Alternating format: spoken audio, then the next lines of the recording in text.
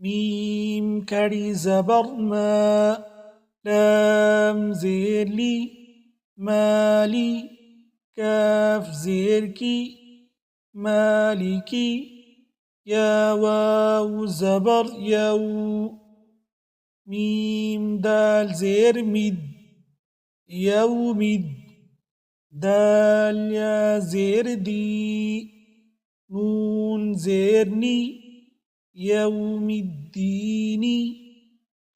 مالک یوم الدین، مالک یوم الدین۔ تو مالکی یہاں پر کاف کے نیچے زیر ہے، یہ یاد رکھیں کہ زبر زیر پیش ان کو کھینچ کر نہیں پڑھا جاتا بلکہ جلدی کے ساتھ پڑھا جاتا ہے، یوں پڑھنا درست نہیں، مالکی مالکی یوم الدین یہ غلط ہے، بلکہ یوں پڑھیں گے مالکی یوم الدین، حمزہ یا زیر ای،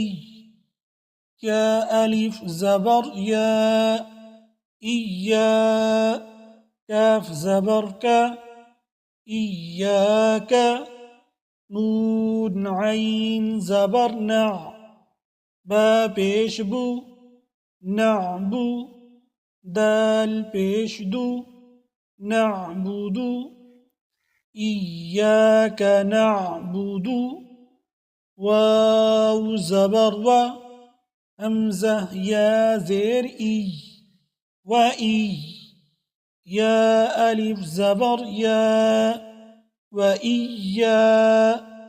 کاف زبر کا و ایاک، نون سین زبر نس، تا زبر تا، نست، عین یا زیر عی، نستعی، نون پیش نو، نستعین،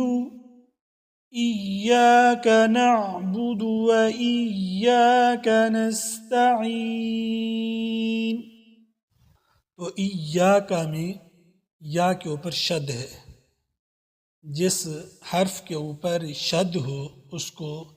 تشدید والا حرف کہتے ہیں، اور تشدید والے حرف کو 2 مرتبہ پڑھا جاتا ہے، پہلی مرتبہ ساکن اور دوسری مرتبہ حرکت کے ساتھ۔ تو پڑھیں گے ایاک نعبد و ایاک نستعین، نعبد دال کے اوپر ضمہ پیش ہے تو اس لیے اس کو جلدی پڑھیں گے، نعبد، اس طرح پڑھنا غلط ہے، ایاک نعبد و ایاک نستعین،